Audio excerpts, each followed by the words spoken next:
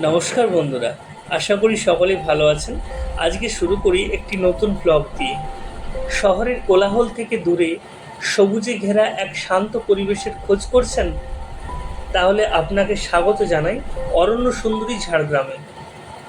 আর ঝাড়গ্রাম ভ্রমণের কথা মাথায় আসলে যে জায়গাটির নাম সবার প্রথমে আসে তা হলো ঝাড়গ্রামের ডিয়ার পার্ক, যা এখন ঝাড়গ্রাম মিনি জু নামে পরিচিত। ঝাড়গ্রাম শহর থেকে মাত্র ৩ কিলোমিটার দূরে শাল ও পিয়ালের জঙ্গলে ঘেরা এই পার্কটি প্রকৃতিপ্রেমী এবং বন্যপ্রাণী প্রেমীদের জন্য এক স্বর্গরাজ্য হতে পারে। এই পার্কে আসতে হলে আপনাকে ঝাড়গ্রাম স্টেশন বা বাসস্ট্যান্ড থেকে টোটো অথবা অটো ধরে নিতে হবে। মাত্র ১০ থেকে ১৫ মিনিটের মধ্যেই আপনি পৌঁছে যাবেন এখানে। পার্কটি সাধারণত বৃহস্পতিবার বন্ধ থাকে, বাকি দিনগুলোতে সকাল ৯টা থেকে বিকেল ৫টা পর্যন্ত খোলা থাকে। খুব সামান্য টিকিটের বিনিময়ে আপনি ঘুরে দেখতে পারেন এই সুন্দর চিড়িয়াখানাটি। মেদিনীপুর থেকে বাইকে করে আমাদের সময় লেগেছিল প্রায় ১ ঘন্টা।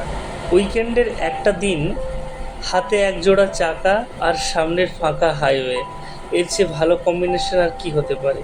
তো আপনারা যারা যারা এই পার্কে এসেছেন কমেন্ট করে জানাবেন।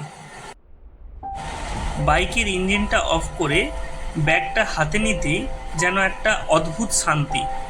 গেট পার হয়ে ঝাড়গ্রামের মিনি জুয়ের ভেতরে পা রাখতেই চারপাশের পরিবেশটা যেন পুরো বদলে গেল। হাইওয়ের সেই গাড়ির কোলাহল বা আওয়াজ এখানে উধাও। এখানে শুধু পাখির কিচিরমিচির আর বুনো জঙ্গলের সুবাস। এখানে বাচ্চাদের জন্য রয়েছে সুন্দর একটি চিলড্রেন্স পার্ক, যেখানে তারা মনের আনন্দে খেলাধুলো করতে পারে। তো এই রাইডসগুলো আমরাও একটু অনুভব করলাম। সেই সাথে চড়ুইভাতি ও পিকনিকের মেজাজে কাটানোর জন্য এই জায়গাটি একটি আদর্শ জায়গা হতে পারে। এখানে এলে আপনারা দেখতে পাবেন চিতল হরিণ বা স্পটেড ডিয়ার বা বার্কিং ডিয়ার বা মায়া হরিণ। এছাড়াও আপনারা এখানে দেখতে পাবেন বিভিন্ন পাখি, এছাড়াও রয়্যাল বেঙ্গল টাইগার, চিতাবাঘ বা এশিয়ান ব্ল্যাক বিয়ার। জায়গাটা বেশ বড়, তাই ঘুরে ঘুরে দেখতে আপনাদের অনেকটাই প্রায় সময় লেগে যাবে। আর এই যে দেখুন, একদম সামনেই শাল গাছের ছায়ায় শান্তিতে ঘুরে বেড়াচ্ছে চিতল হরিণের দল। আমাদের দেখেও এদের কোনো ভয় নেই, আপন মনে যেন গাছের পাতা খেয়ে যাচ্ছে।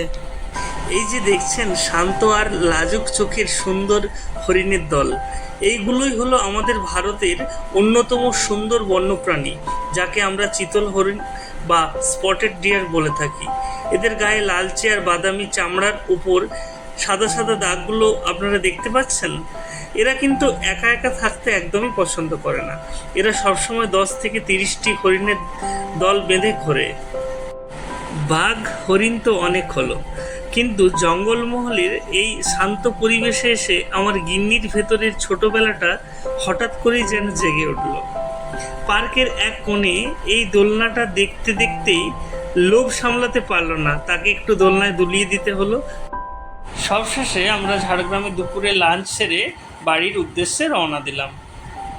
ভিডিও ভালো লাগলে ভিডিওতে লাইক করবেন এবং চ্যানেলে প্রথম আসলে চ্যানেলটিকে সাবস্ক্রাইব করবেন।